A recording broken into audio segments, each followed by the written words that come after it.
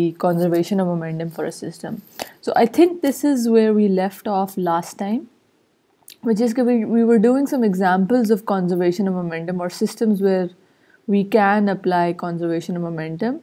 The reason being because these were systems where there is no external impulse acting in a particular direction on our system of particles.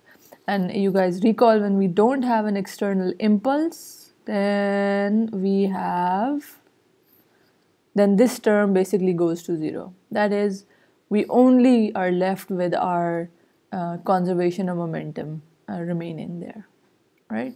So we talked about how the conservation of momentum applies to systems where we have particles interacting because of either they're striking with one another, or whether when we are having a particle which is exploding into numerous different fragments. लेकिन याद रहे कि ऐसा नहीं है कि उनके अंदर इंटरनली फोर्सेस नहीं है, इट्स ओनली कि वो इंटरनल फोर्सेस हैं, so that the internal impulses, as we know from the law of action and reaction, they cancel out from Newton's third law, right? So these are the things that we've been discussing, and then I left off with there's one more example that I wanted to go over, like, and I did not have enough time, and I actually don't have enough time today either. So what I'm going to do is I discussed this last time as well, and I just want you guys to just see it physically and try to solve it if you get the time. We have done a few examples, so that should be enough. But this one I personally just thought is an interesting one. Okay, so here what was happening was that we have a block A which is sliding down a ramp B. And we've encountered these problems many times before, but the only difference here is that in this case, the ramp itself B is not fixed. Okay, so this is as if अगर आप लोगों ने कभी I don't know if you guys have ever encountered this, but there are certain, let's say, ladders or even ramps which have wheels attached to their base. So I've experienced personally that when you sort of climb up onto that type of a ladder which has a wheel attached to it, so when I grab onto it and I'm moving about on top of the ladder also moves about on the ground. The reason is exactly because me and the ladder, or here the box A and the ramp together, make up a closed system. But also note, a closed system only in the x direction, because y direction mein there are external impulses acting, such that in the x direction the conservation of momentum holds true. और फिर क्या होता है कि जब block A will slide down because of gravity to the left, then what's going to happen? In order for momentum to be conserved, the ramp B will have to acquire some velocity to the right. So that's just the interesting that happens here. Okay, because of the movement of A down the ramp, B also moves to the right. But please note that we are going to be assuming that this ramp जो है, it's free to move on the ground horizontally. Okay. If there had been friction between the ground and the ramp, फिर again there would have been external forces, external impulses in the x direction as well. ठीक. But whereas when we've been looking at problems where the ramp is fixed, then the problem completely changes. So for one, if the ramp is fixed, then the ground is actually applying forces on it in the x direction as well to keep it fixed there. Okay, so it's then no longer a closed system. Yeah, but secondly, the way to look at it is to zoom out completely and consider that वो पूरा का पूरा ground जो है, that's the one which is part of the system. Now, of course, वो पूरा का पूरा ground जो है वो तो earth है पूरी, which has a very large mass. So A की movement से earth की जो movement होनी है to the right, that's going to be very small or very negligible velocity because the earth has a very large mass. Okay, in either case, when the ramp is fixed, that's why we don't see it moving essentially, and that's why just for this sort of localized system, then the conservation of momentum does not hold true. Right. So, as I said, just an interesting problem physically. And if we do solve it quantitatively, then we are able to figure out कि let's say कि कितना लंबा ramp हो और मतलब how depending कि A कौन सी position पे let's say A यहाँ पहुँचा या A reaches to the bottom of the ground, we will be able to figure out कि A की क्या velocity है in the x direction, and hence we can figure out कि what is the velocity of B in the positive x direction या to the right. ठीक है जी. So these were some of the things that I just wanted to talk about overall.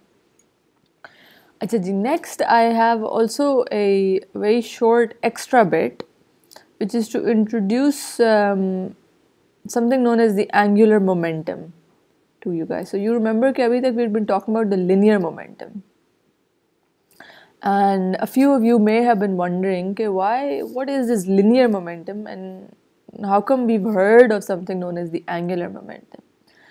So the angular momentum is something which is abhi worth discussing very quickly, but it's not part of our syllabus right now for a particle. It's not part of our syllabus for a particle. ठीक है जी. But I just want to quickly discuss it, take about 5 minutes at most to talk about कि ये है होता क्या है. So you guys remember कि whatever our particle may be traveling about a curved path, अगर उसकी ये velocity है इस direction में, तो उसका linear momentum ये रहा.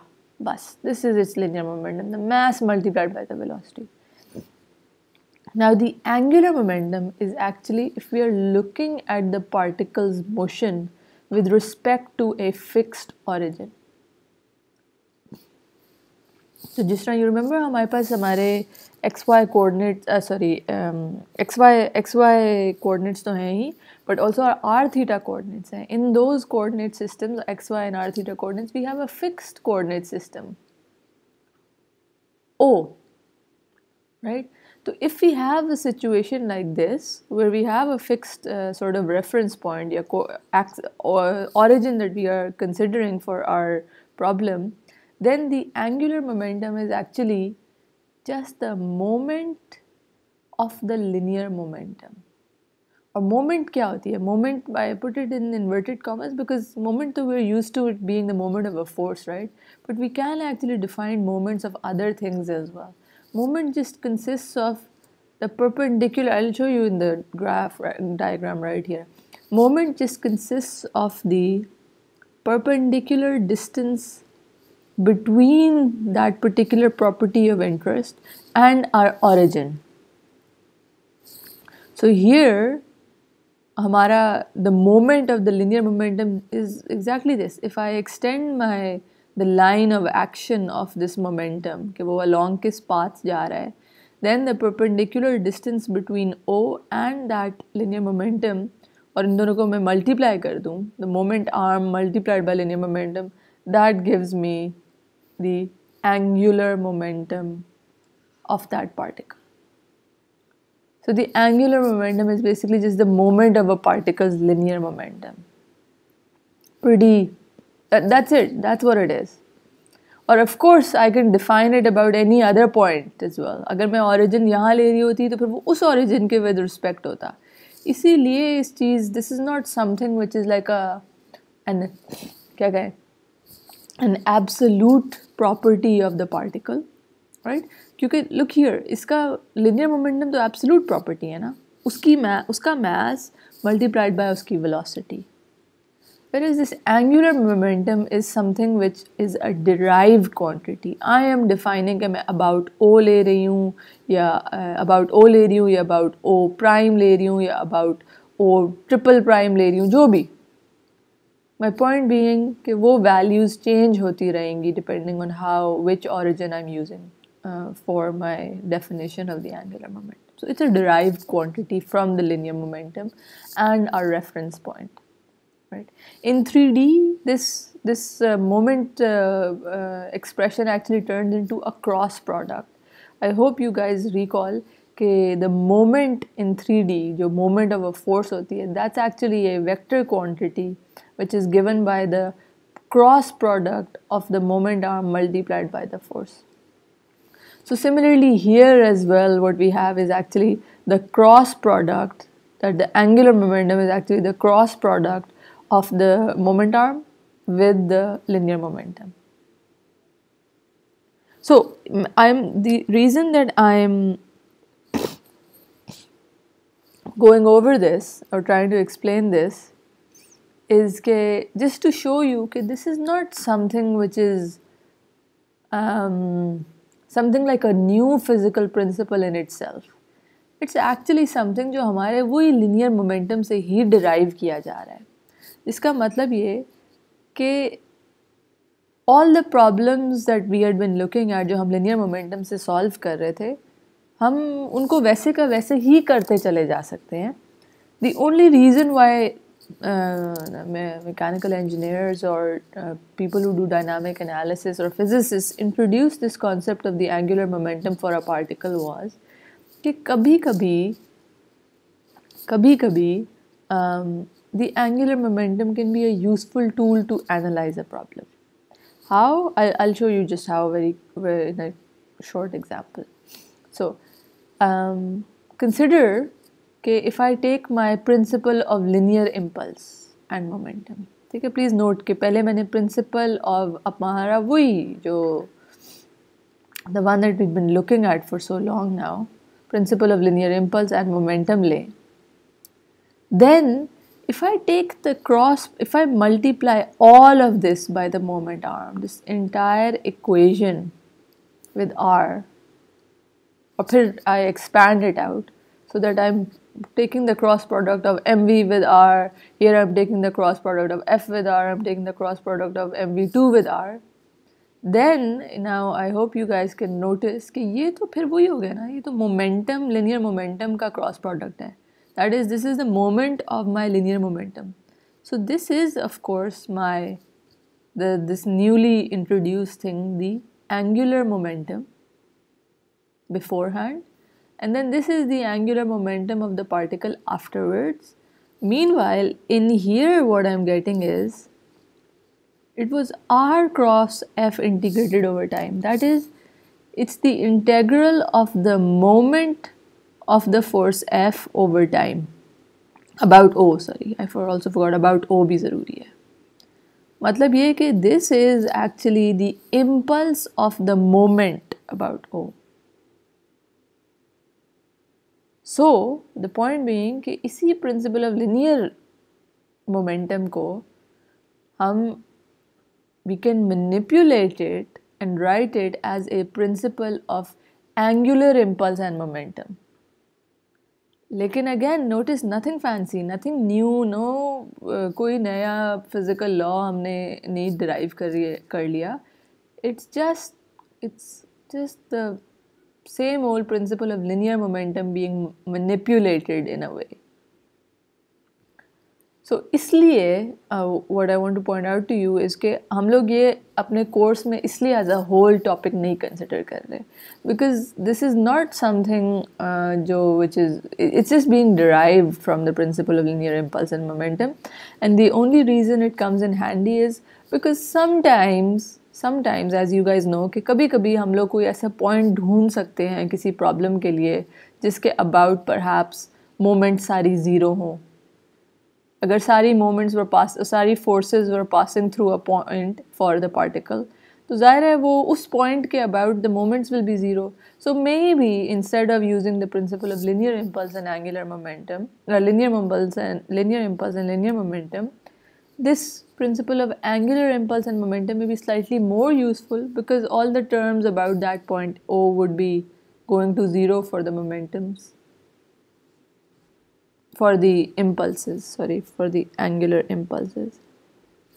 So that's the only usefulness of it. Okay, it's like an extra tool which sometimes can come in handy.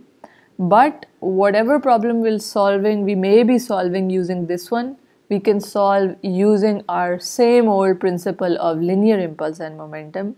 So that's why we're not doing this in our course, but you guys should be aware that what is exactly angular impulse and angular momentum. Okay, ji. So that's just what I wanted to mention. Okay, I just want to some comments, or also could I just does anyone have any questions regarding what the small extra bit that I've gone over?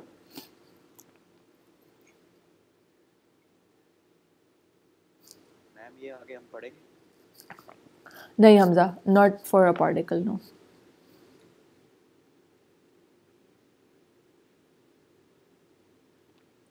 Force? Not, no. No.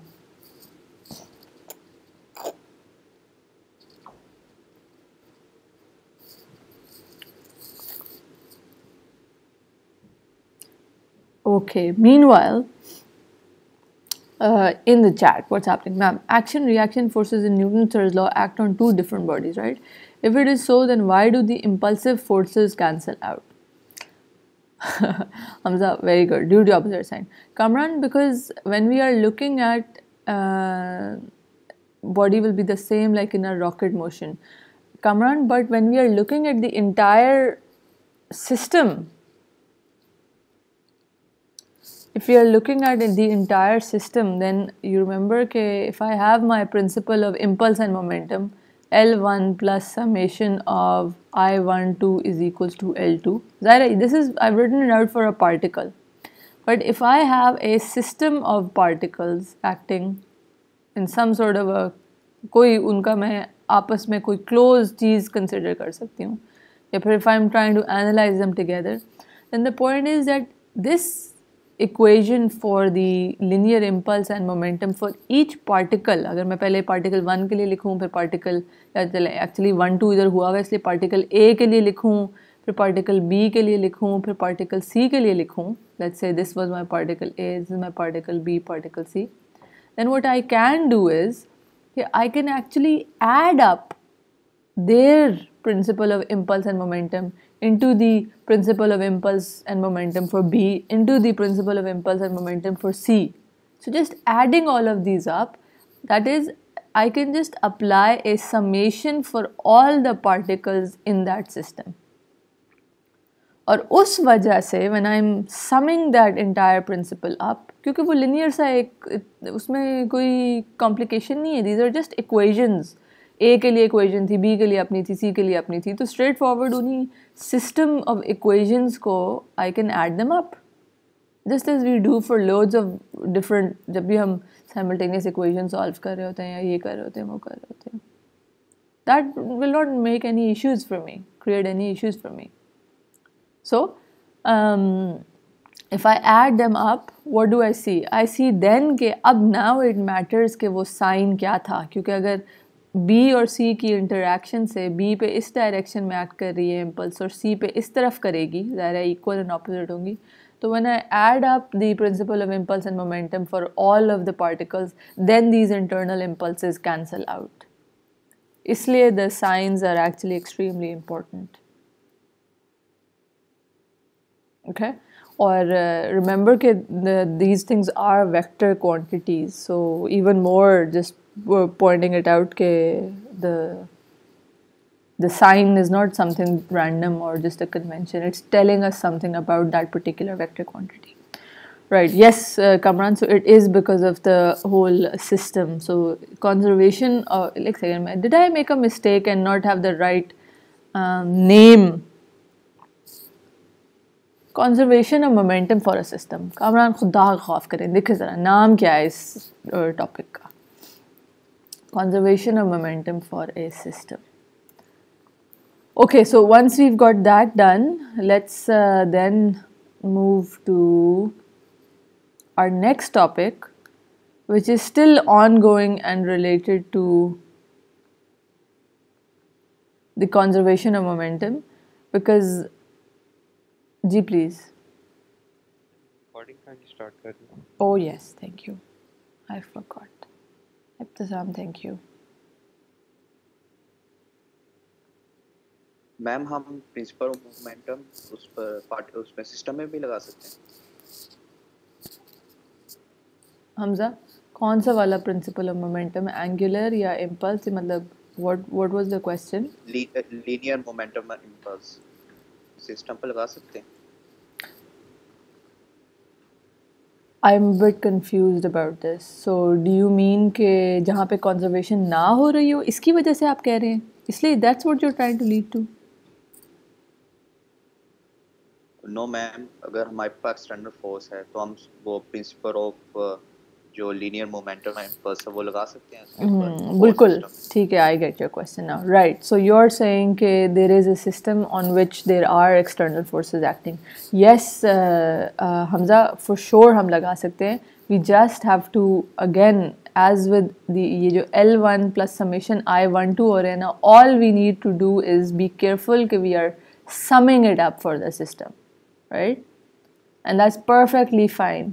The only thing again I'm pointing out that you have to be careful is कि you can't ignore कि जी अच्छा मैं सिर्फ एक कोई external force का impulse डाल देता हूँ बाकी वाली निकाल दूँगा, नहीं।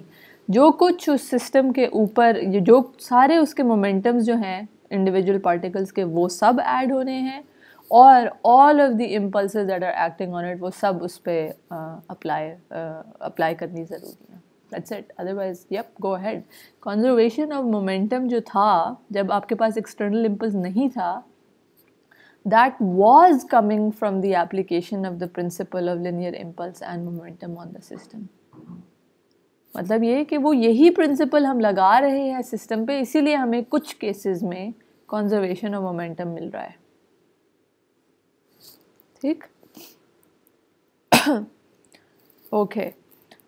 Mohammed Munzir, in the integral, will R also be function of time or only the force will be? Munzir, very good question. So, इसी वजह से वो R was kept inside. For the Munzir is talking about the case for the angular momentum. Munzir, it depends on the case. So sometimes you'll have a problem where R is just a constant. So for example, when you have circular motion about a point, right? Just circular motion about a point, so R remains a constant. But if it's some sort of a like R cos theta की कोई फरक किस्म की वो दी हुई है, then R is changing. So that's why it has to be kept within the integral, and then depends on the problem whether we can easily take it out or not. Okay. Thanks, Munzir, for that question. Okay, right. So let's move back to our conservation of momentum, or looking at in detail now a problem where we have the conservation of momentum which holds true, which as we had discussed previously is the case when bodies are striking together. Now, when bodies strike together for a very short period of time, then that is actually known as that event is known as impact, right? There is a टक्कर हो रही है हमारे उर्दू के लफ्ज़ में. Okay, so as we've discussed, in impact, if we're because of the short time period, often we don't have large external impulses acting on the objects. Often what ends up happening is कि it's only मतलब the impulsive forces are only the internal forces जो A B पे लगाता है, B A पे लगाता है, whereas जो external forces हैं, मिसाल के तौर पे weight हो गया या कभी कोई normal force हो गई, किसी और object जो जिसके ऊपर ये दोनों बैठे हुए थे या सब blah blah blah इस किस्म की चीज़ें, उनके साथ क्या हो जाता है कि because of the short time period they can be ignored because their impulses are negligible. So our problems with the impact or of striking bodies are problems where momentum is conserved. Okay, now we're basically going to dedicate this 1 hour to discussing impact problems in detail. So there are actually two types of impact. One is known as central impact, जो मैंने अभी यहाँ draw किया हुआ है, and I'll explain what these are, but I just want to show you very quickly first. And the other is something known as oblique impact. Oblique implying के oblique मतलब at some angle पे impact हो रहा है. अब let's talk about कि ये central with respect to what and oblique with respect to what. are we defining the impact to be? Now, this leads us to this concept of the line of impact. Basically, line of impact क्या है? It's sort of the, I'll tell you, it's sort of trying to define कि contact कहाँ हो रहा है between the impacting bodies.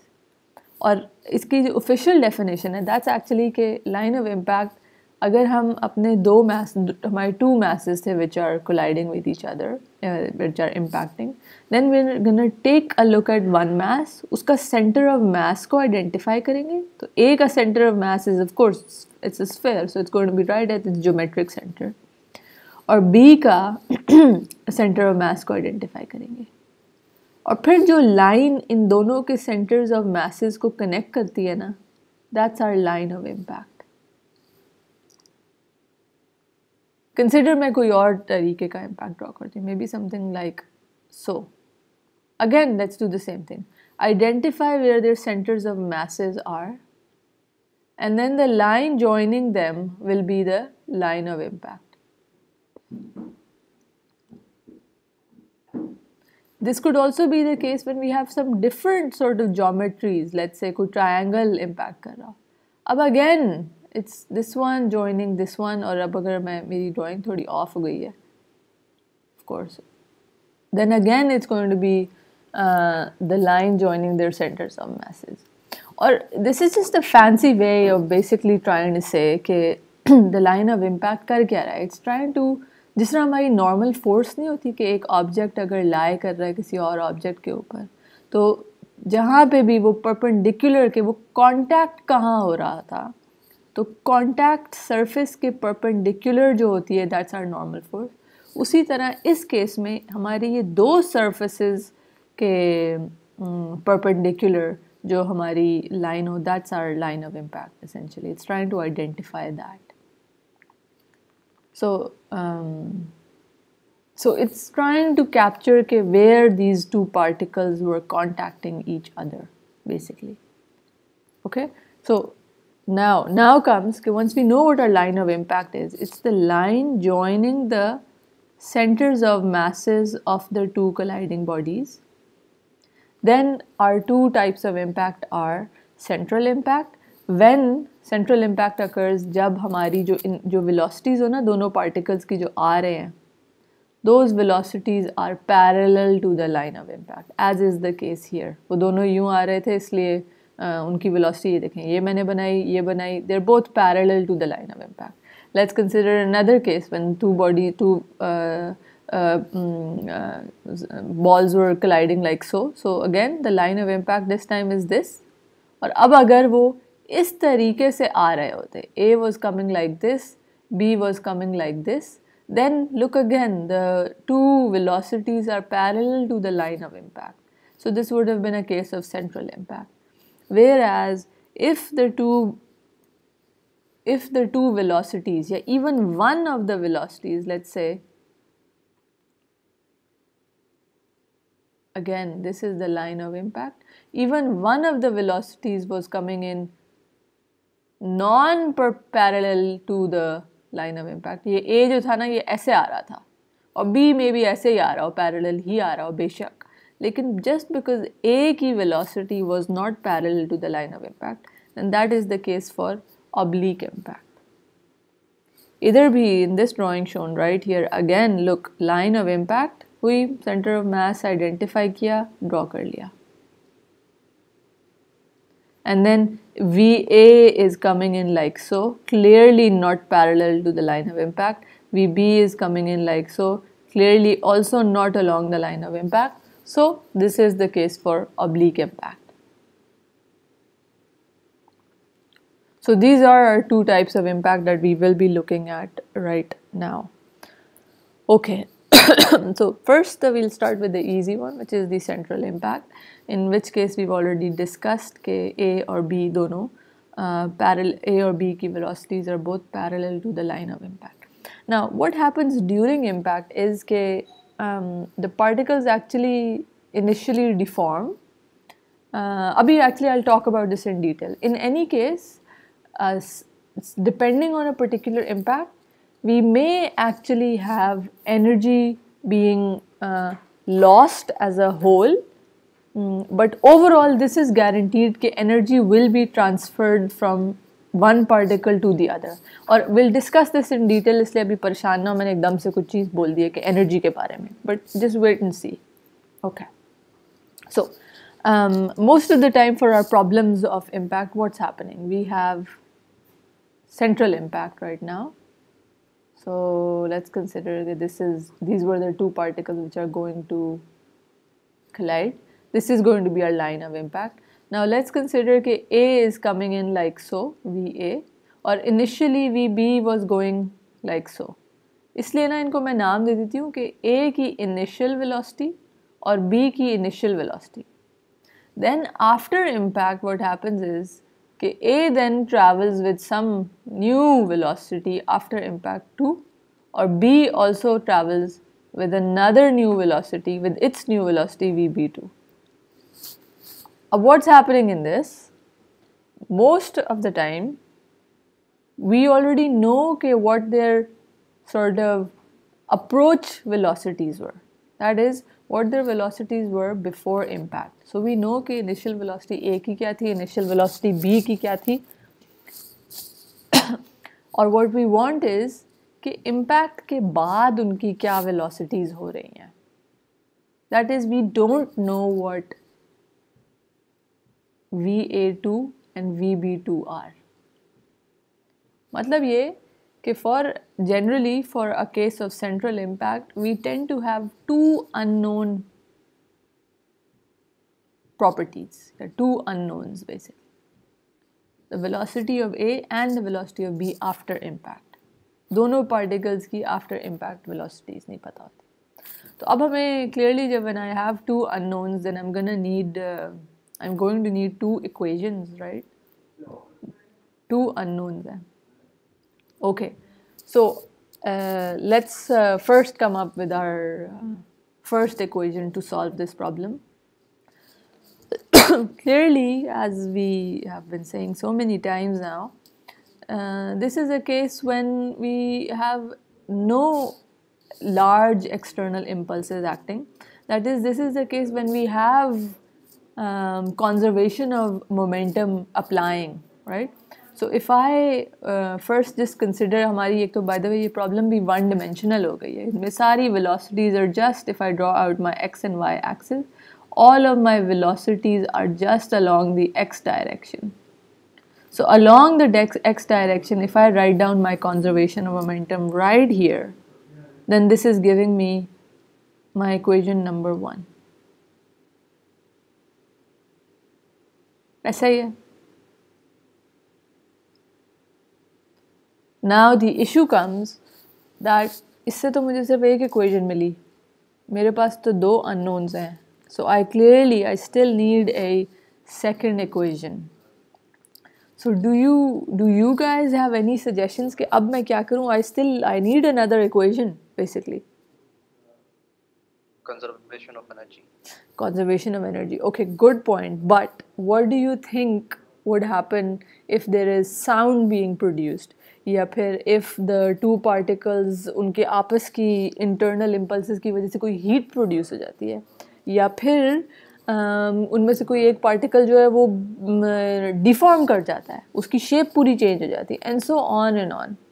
Will the conservation of mechanical energy still hold true in the case when sound is being produced?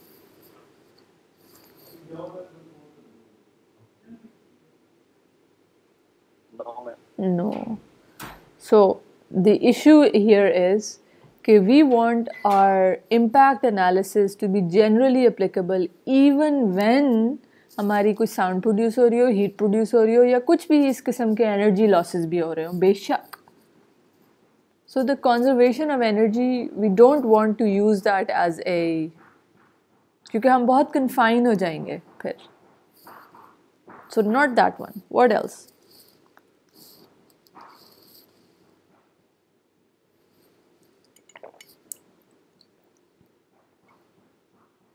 Anybody else with any Principle of linear momentum momentum and impulse. Okay, good point. For what? For the system? Yes, sir. System. Yes, ma'am. System के लिए अगर करेंगे तो wouldn't we come back to our ये मैंने particle. हाँ yes thank you. So if I apply my अब I know कि आप लोग ऐसे तुक्के मारे थे कि एक एक करके सारी चीज़ें बोलते जाएंगे कोई एक तो ठीक ही निकल आएगा लेकिन you have managed to go through the options and come to the right one. If I apply my principle of impulse and momentum to the entire system तो I am getting this. This is my conservation of linear momentum. इसीलिए तो वो तो पूरे system को देख के ही तो आया है. So what I'm gonna do right now is, and this is a little bit of a magic trick जो थोड़े से like for the next 5 minutes चलेगी, but it will eventually make sense to you guys. So bear with me. Is that I'm actually going to apply my principle of impulse and momentum to each particle, to A and then also to B. And then I'll show you guys कि उससे हमें क्या क्या फ़ायदा होना है या what we'll achieve out of that.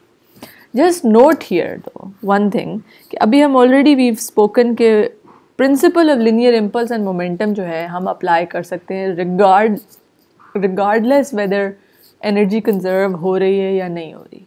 ठीक तो उस it is general, it's generally universally applicable. Okay, so that's why we're not concerned उस केस में कि is energy being conserved or not. We're just directly going to apply the principle of impulse and momentum to each of our particle A and B. लेकिन उससे पहले ना there's just one more you got this right कि that is going to give me my second equation. But in order to see how we get our second equation from that, I actually need to explain to you guys what happens exactly during impact. Okay, so there are actually two main stages of impact which I'll just discuss with you guys. लेकिन उससे भी पहले ज़रा हम कर लेते हैं. तो एक तो हो गया ना impact का event itself. There is something what's happening even before the impact, right? So before the impact, we know what the velocities of the two particles are. So मुझे पता है कि ये VA क्या है, VB क्या है. And this is the situation that we are aware of. अब let's consider कि the velocity of A is actually larger than B ताकि impact हो. Then what happens?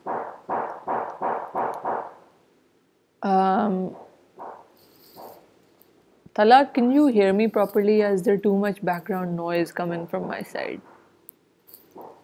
Yes. Okay, thank you. So consider now कि वो impact का event शुरू हो जाता है. So when it starts, what happens? These two particles come into contact with each other and they start to push each other in a way that they actually start to deform each other. So वो एक दूसरे के ऊपर forces apply करती हैं, वही internal forces which cause their deformation. Now, because this internal impulse is causing deformation is known as the deformation impulse, or this entire period in which they are deforming because of the fact that they came into contact and are pushing on each other in a way. So this is known as the period of deformation. So initially जब वो contact में आती हैं, that's what they do. They cause their deformation, each other's deformation. And right at the end of this deformation period, right at the end, Amir, are you okay? You want to present?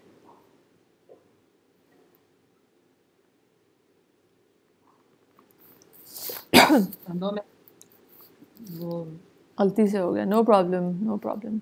So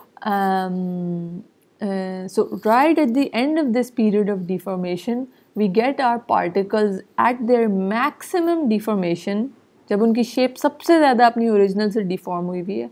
Or interestingly enough, at this point, they are actually sticking to each other. It's as if they act like one particle taken together and they move with a common velocity. दोनों particles एक common velocity से move कर रहे होते हैं, ठीक। So everything that's come here is something that I've just said, which is that when they start to come into contact, that's when our period of deformation starts, where both these particles apply equal and opposite deformation impulses on each other, such that right at the end of this deformation period, the particles are at their maximum deformation and they're traveling together. They're sort of sticking together and traveling together with a common velocity.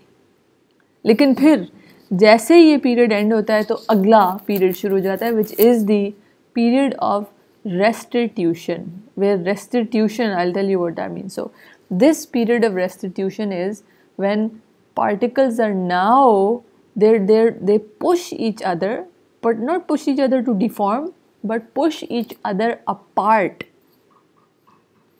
But this pushing each other apart is this period of restitution, and during this period they're applying a restitution impulse on each other. And as they're pushing each other, के मुझसे दूर हो या जो भी कह लें, so as they push each other apart, they begin to regain their original shape, और वो उनकी deformation जो हुई हुई थी वो ख़त्म होना शुरू हो जाती है. And this is the period of restitution. And when the period of restitution ends, then right at the end we have our two particles which then have completely separated, and then they move with their own respective velocities VA2 and VB2. And as we've already seen, from before impact to after impact, the conservation of momentum holds true, because this deformation impulse and this restitution impulse were both just internal impulses. Perfect. So now what happens is that often when we're trying to characterize our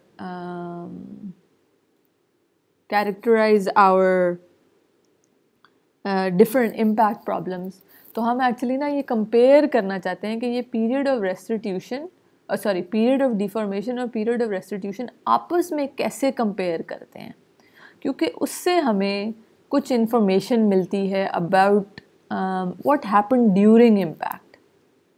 And how we characterize this is by using let me show you, a new term, a new physical property which is known as the coefficient of restitution. अभी ये आएगा लिखा हुआ, don't worry. So I just want to introduce this coefficient of restitution, which is represented by the symbol E, and that is given by just the comparison between these two stages of the impact event. और what it is कि हम देख रहे होते हैं कि अच्छा ज़रा मुझे compare करने दें कि ये restitution impulse, what was the restitution impulse with respect to the deformation impulse. Why? Because now let's think about it. इसके अंदर in the deformation stage some energy is being stored in the materials, or at the restitution stage that is being sort of released ताकि वो दोनों separate हों और they come back to their original shape. लेकिन अक्सर what ends up happening is, as we've discussed, often we get some sort of energy loss because of sound or heat or because of deformation. So that's exactly what this coefficient of restitution is able to capture within it. कि अगर तो ये दोनों बराबर होते, मतलब ये कि दोनों impulses completely equal हों, तो फिर तो हमारे पास जितनी deformation हुई थी वो सारी वापस आ जाएगी. That is, फिर हमारे पास कोई energy loss नहीं होगा. Whereas if my deformation impulse, this one, जो denominator में, that is larger than my restitution impulse, फिर क्या होगा? फिर कुछ deformation ऐसी रह जाएगी जो period of restitution में वापस नहीं होगी. That is, फिर I'll get some permanent deformation, and that means I will get some energy loss. So that's the purpose of this coefficient of restitution, to sort of compare के how much energy is being lost and how how do these two periods in the impact problem compare with each other? Okay, now let's see कि ये E को find कैसे करना है हमने. तो ये तो because this is I'll show you guys in just a second. So now comes to हमारे individual particles का अगर हम analysis कर लें और उसके ऊपर thank you Mohammed Munzir. Yes, so Munzir has said कि फिर तो E would always be less than 1 because in real world cases हमेशा there will be some energy lost. That means कि always this deformation impulse P dt या फिर the other way around R dt restitution impulse will always be a little less than the deformation impulse. Exactly because of the fact कि कभी हमें कुछ sound मिलेगी, कभी हमें कोई heat मिलेगी, कभी कोई generally other heat loss हो रहा होगा, energy loss हो रहा होगा deformation की वजह से, let's say. So the point is कि this coefficient of restitution for real materials is always less than 1, but we will come back to this point in a second. Thank you Munzir for pointing that out. Okay, so how do I find E? अब E की जो मेरे पास ये funky little expression थी ना, जो मैंने अभी इधर लिखी हुई है, which I'll come back to again. Now, do you guys think it's possible for us to find this? कि जी एक impact हो रहा है suddenly और मैं find कर लूँ कि restitution impulse क्या है और मैं find कर लूँ कि deformation impulse क्या है. What do you think?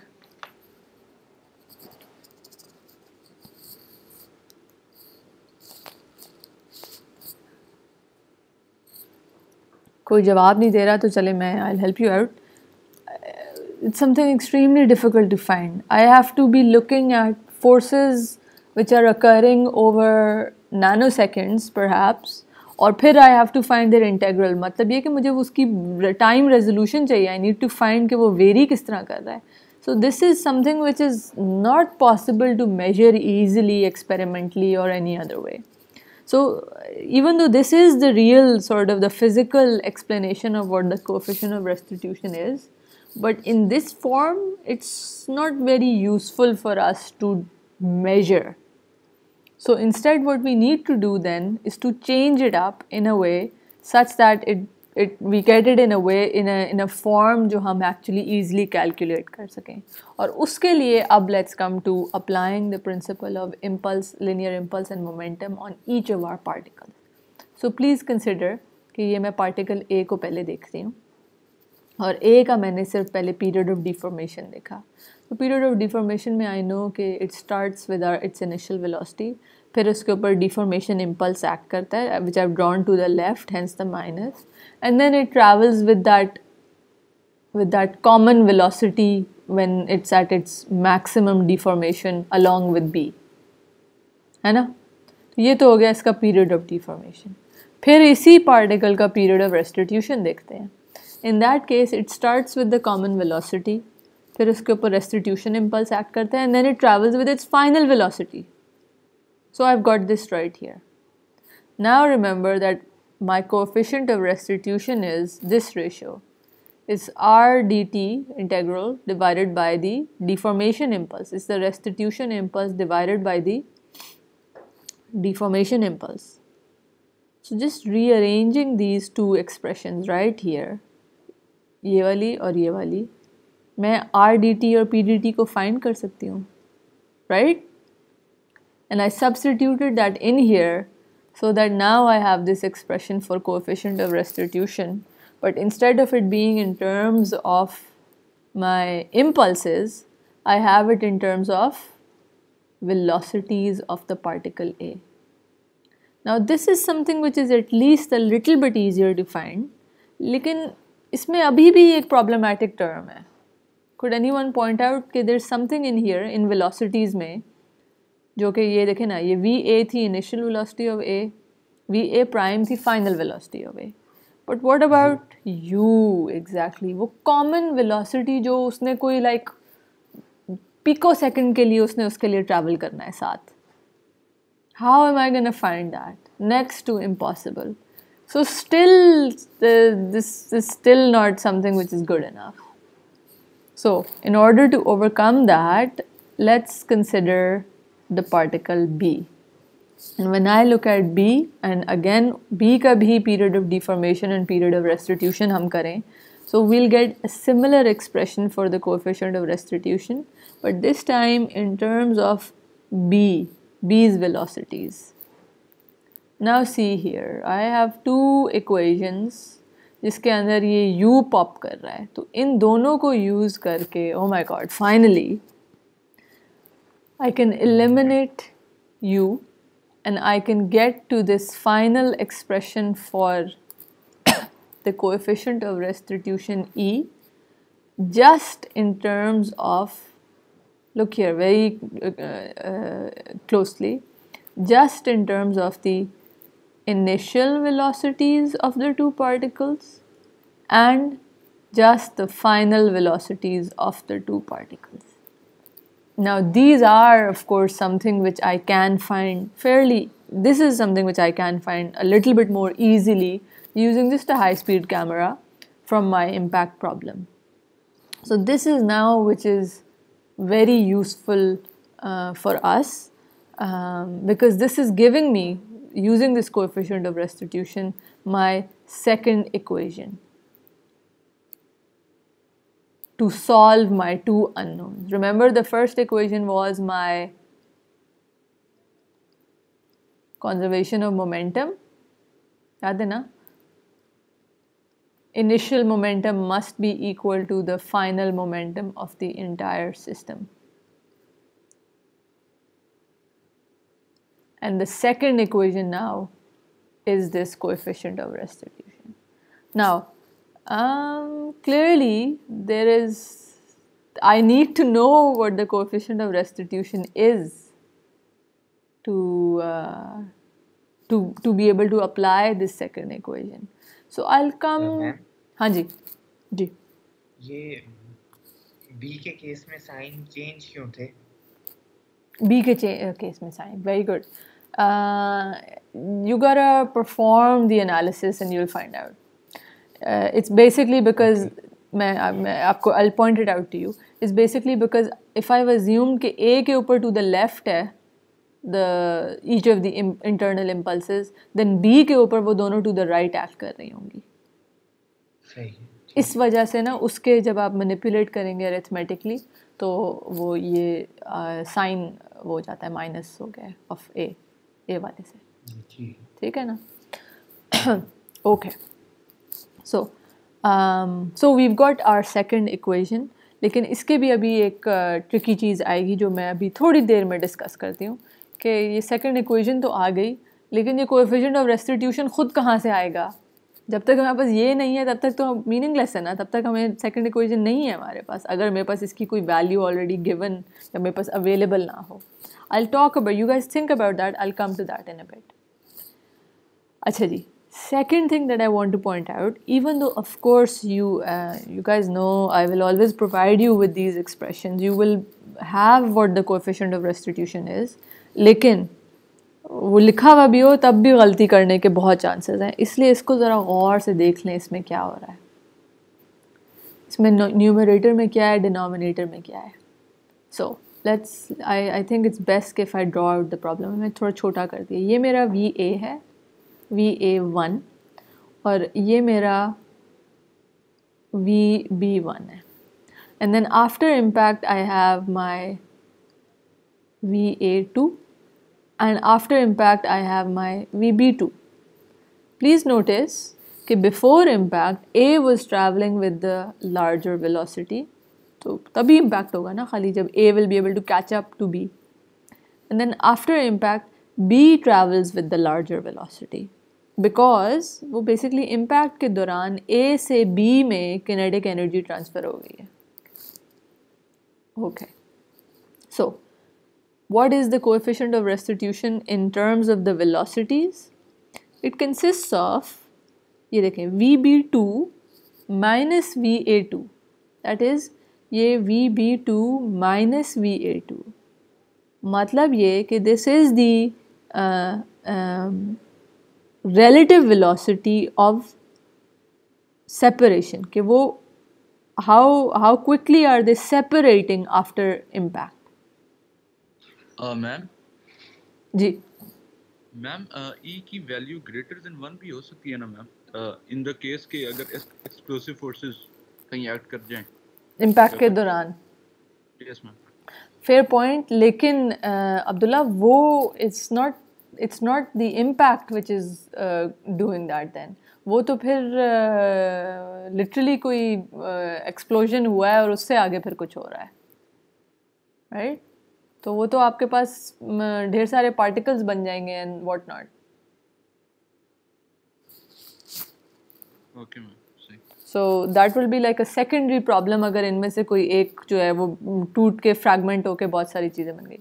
Please note के एक्सप्लोजन अगर इंटरनल एक्सप्लोजन हो रहा है तो they must always have to fragment into something ताकि कंजर्वेशन ऑफ मोमेंटम हो। ऐसा नहीं पॉसिबल कि एक ही पार्टिकल उसी के अंदर एक्सप्लोजन हुआ और वो एक ही रहे फिर भी। ये बात इस पर गौर कीजिएगा ज़रूर, okay? That would then be an external कि कोई एक्सटर्नल इम्पल्स अप्लाई किया, जैसे कि हम रॉकेट के ऊपर कुछ एक्सटर्नल इम्पल्स लगा के उसको वो कर रहे हो या समथिंग लाइक दैट। ओके, हाँ जी।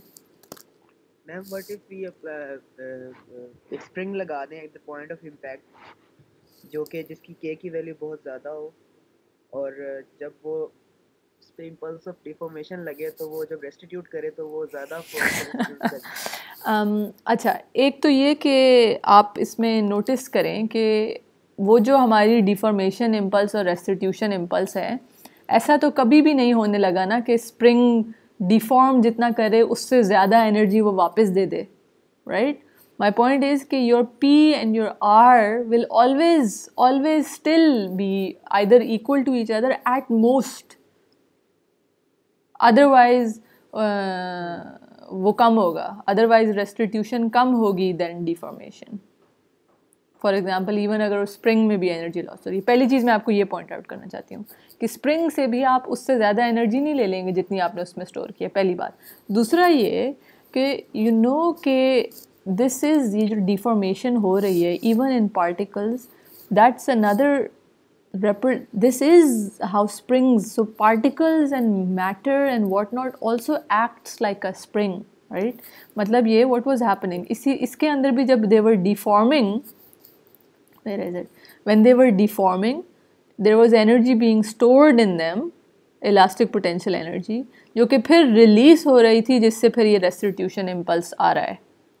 That is, it's just like a spring, it's acting like a spring, but the key here is कि you can never get more energy out of the spring than you store in it. That is, this restitution impulse will always still be less than the deformation impulse, okay? So it's just not possible. Right. अच्छा, let me come back to pointing out कि ये क्या है। इसको please मैं ये इस पे फोकस करना चाह रही थी कि नोटिस के इसका be careful कि what's in the numerator and the denominator. In the numerator you have the relative velocity of separation b2 minus a2, and whereas in the denominator we have the relative velocity of approach a1 minus b1, which means कि E will always be positive as well. Please notice B2 will be greater than A2, तो ये minus करेंगे तो आपके पास एक positive value आएगी, and then here it's A1 minus B1, जो again A1 is larger than B1. So E can only be a positive value, that is it should be greater than 0. Plus we've seen that it must be less than 1 always, as Munzir had pointed out.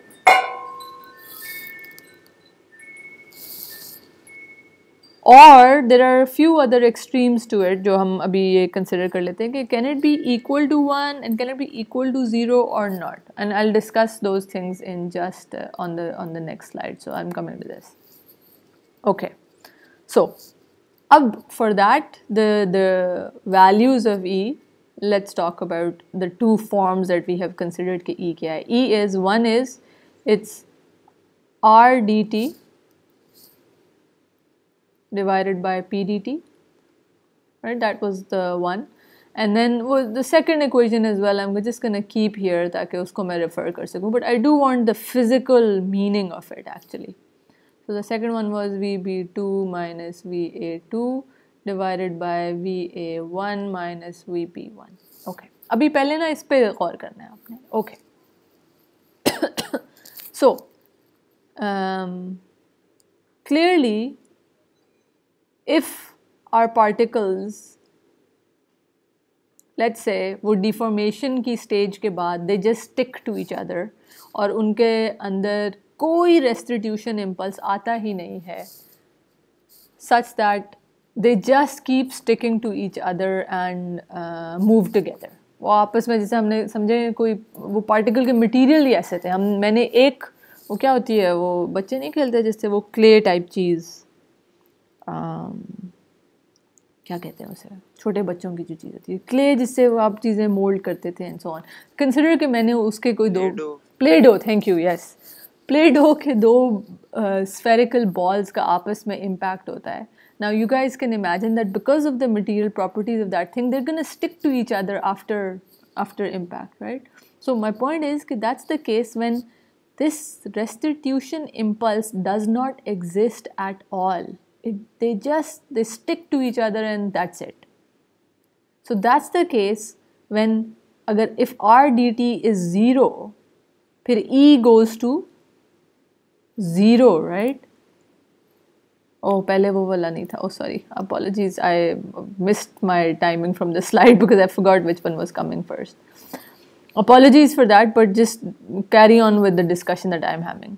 So when r dt is 0, then there is no restitution, and that means that my E is then 0.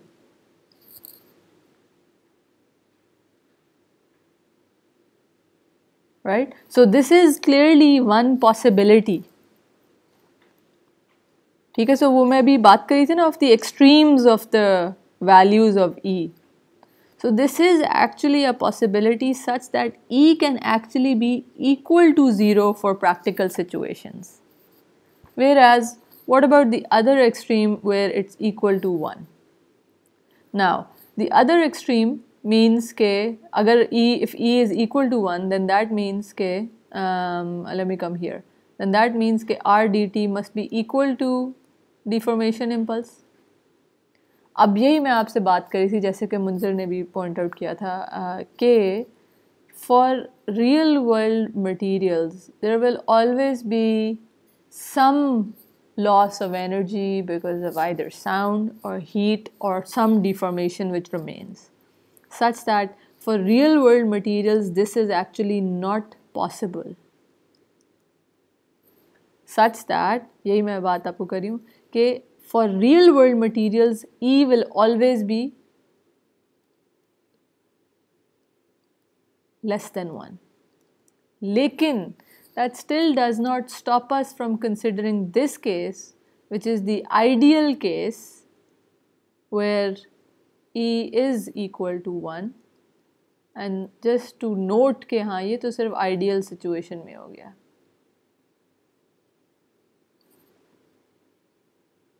ठीक, so please do note के what the range that the values, the extremes of the values that E can take.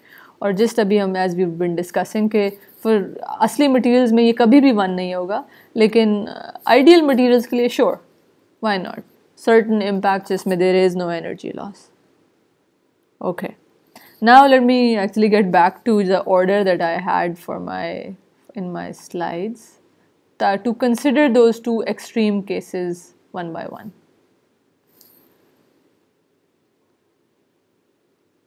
So the first case is when, in my slides at least, yes, the first case is I'm considering when E is actually equal to 1, and which of course means कि ये दोनों are equal. Now note कि as I said, this is only the case for ideal materials, or this type of a collision or impact is known as an elastic impact, or the reason it's called elastic is because जितनी deformation होती है उतना ही वापस वो recover कर लेता है. जितनी deformation impulse है उतनी ही restitution impulse है, such that in this case it's behaving like they're behaving like elastic materials, right? They recover, they go back to their original dimensions. Okay, and in this case, as we've discussed, if these two are equal to each other, then there is no energy lost, and the conservation of energy, by the way, conservation of energy से हमारा मतलब है mechanical energy, holds true. Momentum तो कर ही रहा था ना, वो तो पहले ही हमें पता है. But also for this case, when we completely recover all the impulse जो deformation impulse में apply हुई थी, then that is even के mechanical energy भी conserve हो जाती है इस case में. Okay? Secondly, अगर हमें पता है कि E is 1, फिर इसकी velocity expression से I then know as well कि what is the relationship between the initial and the final velocities. The relative velocity of approach will be equal to the relative velocity of separation. Perfect. The second condition, of course, the extreme is when E is actually equal to 0. Now in that case, I have then, as we've discussed, that my restitution impulse must be equal to 0.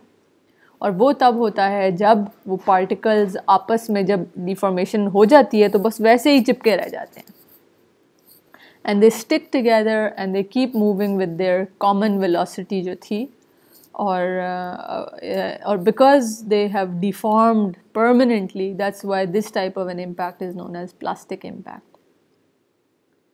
Finally, again, if I know E is equals to 0, then I can write down what their final velocities are, and I can find them using, again, वही जो मेरी 2 equations हैं. I had one was my coefficient of restitution and the other was momentum being conserved. So I can use that to find what their common velocity will be.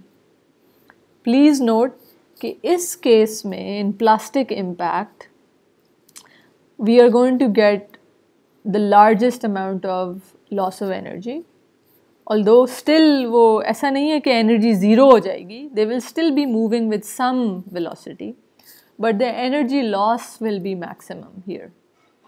And of course, if there is energy loss, then mechanical energy is not being conserved. The only thing that's conserved is still momentum.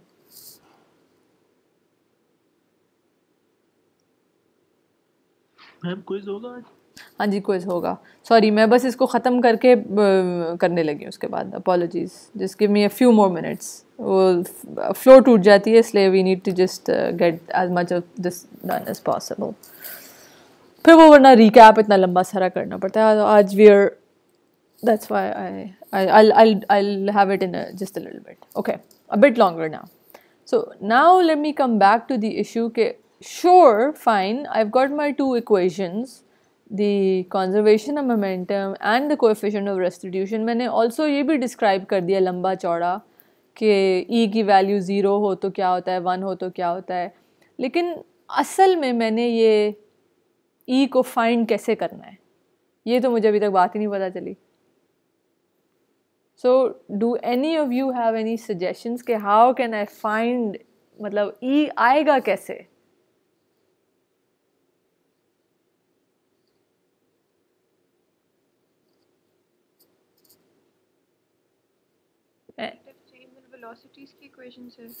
Noor, you're completely right कि इस चीज़ से आएगा, लेकिन let's consider मैं already एक problem solve कर रही हूँ अगर, तो मैंने as I discussed with you guys, in order to be able to find those final velocities मुझे तो E पहले ही चाहिए, है ना? तो मैं आपसे ये पूछना चाह रही हूँ कि ये तो एक किस्म का वो विशेष साइकिल टाइप नहीं, मुझे E चाहिए लेकिन मैंने E फाइंड भी, मतलब E फाइंड करूँगी तो E आएगा ना. तो that's what I am trying to do कि do you guys have any hints के मैं क्या उसी प्रॉब्लम में E फाइंड भी करूँगी और उसी प्रॉब्लम में E को यूज़ करके आंसर भी निकालना है, कैसे होएगा ये? हमको स्टैंडर्डाइज्ड टेबल्स भी होंगे. एक्सीलेंट नूर, एग्जैक्टली राइट कि व्हाट हैपेंस इज कि loads and loads of experiments have already been done on different types of geometries, different type of materials, different type of let's say air की humidity या temperature या ये या वो जो कुछ आप सोच सकते हैं जो impact को affect करे, उस सारी की सारी conditions के अंदर ढेर सारी experiments करके already scientists and engineers have found out what the value of E is. तो उस केस में people actually sit with a camera और वो initial और final velocities को measure करके for given situations coefficient of restitution को find कर चुके हैं और करते रहते हैं अभी भी. And then you have loads and loads of data books and handbooks and so on जिसके अंदर आप impact handbooks में you can find the coefficient of restitution for a given impact problem. Then our job is कि हम उन्हीं design या handbooks या impact handbooks या जो भी कोई data sheet हो उसके अंदर से अपने situation के closely matched जो impact हो उसका coefficient of restitution use करके अपनी particular problem के लिए apply करें, so that we then don't have to do it all over again. However, if you discover some sort of a new material or something along those lines, then we do have to perform the experiment and find out कि ये E होगा क्या for that case. Okay? So that's exact. Ma'am जी please. इसके लिए फिर हमें क्या क्या पैरामीटर्स चाहिए होंगे किस चीज़ के लिए? जिससे हम मतलब अगर हमने टेबल में या कहीं पे ई की वैल्यू देखनी है तो हमें एक तो ये पता होना चाहिए कि मटेरियल कौन सा है. बिल्कुल. उसके अलावा ये जो रिलेटिव वेलोसिटीज हैं ये भी पता होनी चाहिए हमें. It's preferable इस वजह से because actually what's turned out experimentally is कि E की वैल्यू ना ये initial velocities पे भी थोड़ी सी डिपेंड करती है. मतलब ये कि अगर आपका जो इम्पैक्ट है वो लो relative velocities पे हो रहा हो या फिर लो absolute velocities पे हो रहा हो तो E की वैल्यू कोई एक आती है. whereas अगर let's say वो दोनों particles बहुत high velocity पर travel कर रहे थे initially तो फिर E की वैल्यू थोड़ी सी different आती है. so you're right, yes, ये भी एक factor होता है. And then as I mentioned, even temperature, humidity would be affecting the impact. Real world problems के लिए, right? Geometry would be affecting it, and so on. But of course this is, you guys need to know this when you actually do end up designing large, जब आप लोग क्या नाम है उसका अभी इसका जहाज़ क्रैश किया था इम्पैक्ट होके. मतलब ये कि when you go work for industry you need to know this. We'll be considering slightly simpler problems of just material for our case of the impacts that we're looking at. So just on that note के some examples of the value of coefficient of restitution for different types of materials impacting each other are given right here. So steel or steel जब करे तो it's this, wood on wood is this, so on. Interestingly, look at lead on lead. Such a low value. What does this mean? This means कि उसकी coefficient, उसकी restitution impulse is much smaller than the deformation impulse, such that there's actually pretty large amount of energy being lost when there's lead on lead impact. But look at glass on glass. इसका कितना high है. So this is very close to being an elastic impact problem. Okay, so इसी just apologies, I on the mic, Munzir. So इसी in that sort of in that vein, the further example of an elastic collision and an inelastic collision is again कि जैसे ये glass on glass जो है, this is pretty close to an elastic impact. और इसीलिए वो जो Q balls होती है ना स्नूकर खेलते हुए, they're as close as you can get to an elastic impact. Of course people don't want कि आपके एक professional sport के अंदर energy loss हो रहा हो, because that's going to change the मतलब that's going to change the dynamics of the game completely, right? Whereas the example of a plastic impact is वही मैं जो प्लेडो की दी थी, if they stick together, but more clearly is the example कि जब एक bullet जाके लगे in some sort of a bulletproof vest या फिर किसी piece of wood के अंदर या piece of something else जिसके अंदर वो wedge हो जाए, तो फिर that's of course an example of an inelastic collision, because then they're stuck together, then they will travel together. Okay, so loads just happened. Yep, I don't know why. Sorry, मेरे animations थोड़े इधर हो गए थे. finally, let's just discuss that there will be some energy losses, as I've said. Where we've seen that when the coefficient of restitution is equals to 0, then the energy losses will be a maximum. And the only way to find that energy loss is to compare the kinetic energy before and after. So if I find the difference between the kinetic energy of the system afterwards to the system before it, then I'll be able to find that ये non-conservative forces की वजह से क्या work done है, which is also, in other words, this is equal to the energy loss, right? Non-conservative work done.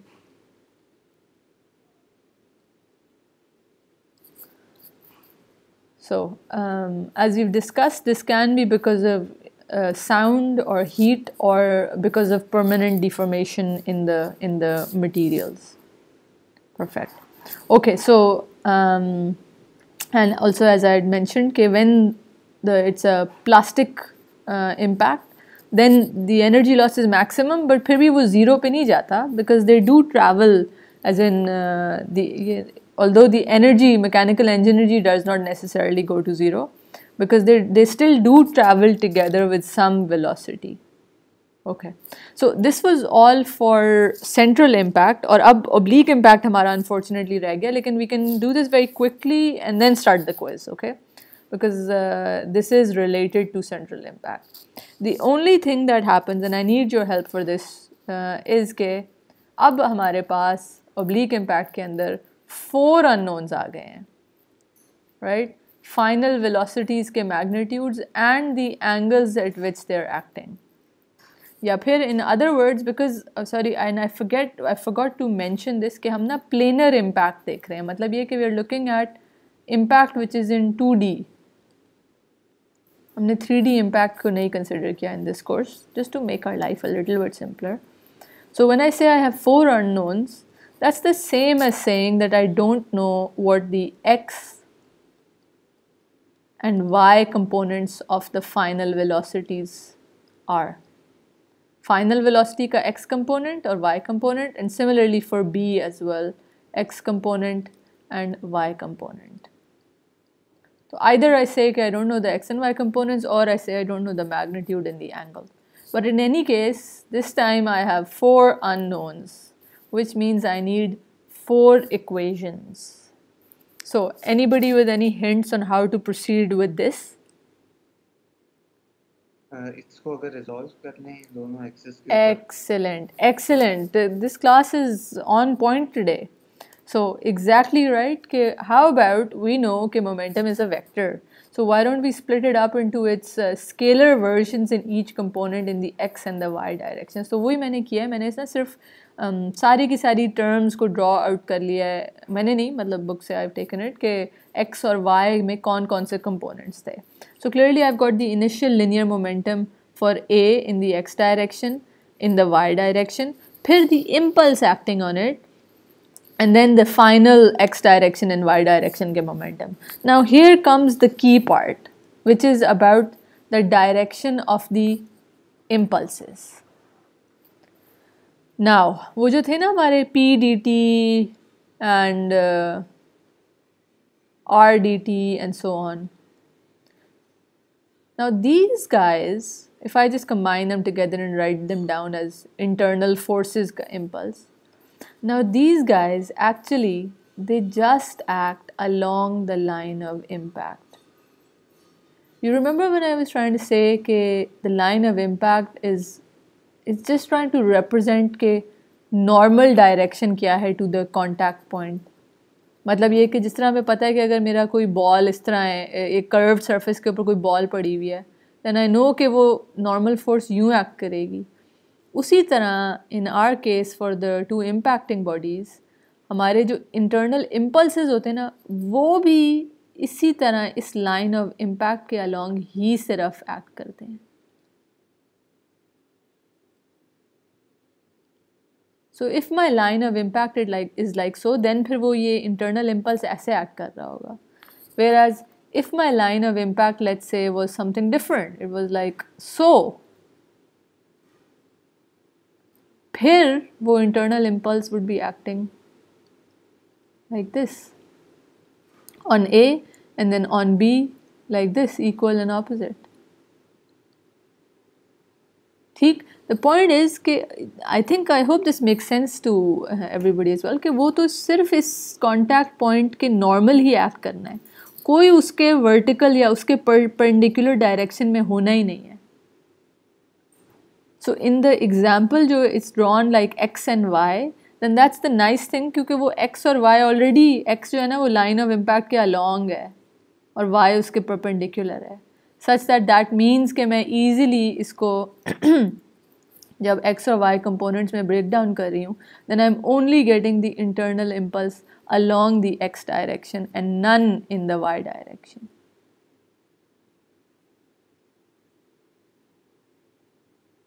Does that make sense to everybody?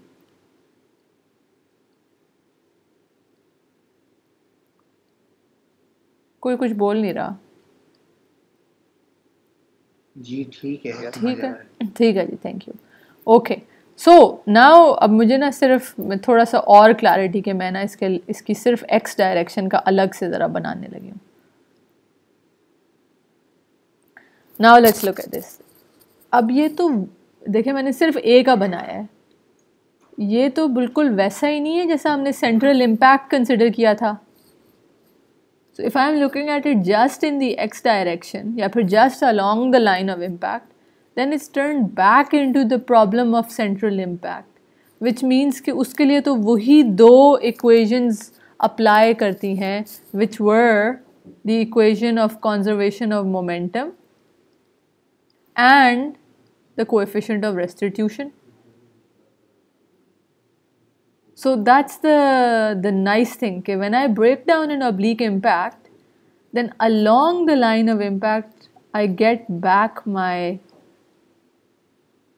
the analysis that I'd done for my case of central impact.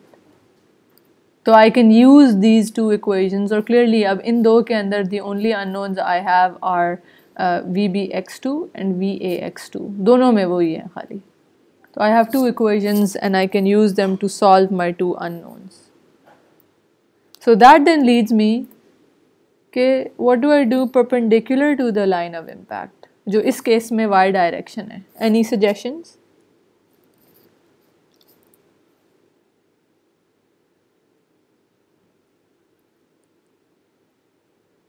Guys, any suggestions?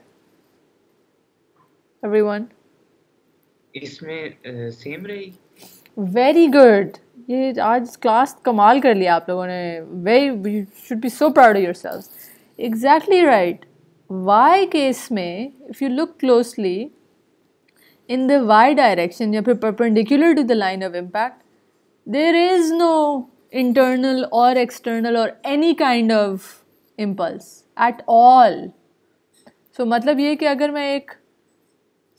मैं खाली एक A का बनाऊँ y direction, so उसके ऊपर सिर्फ MVAY1 है, plus nothing, plus no impulse.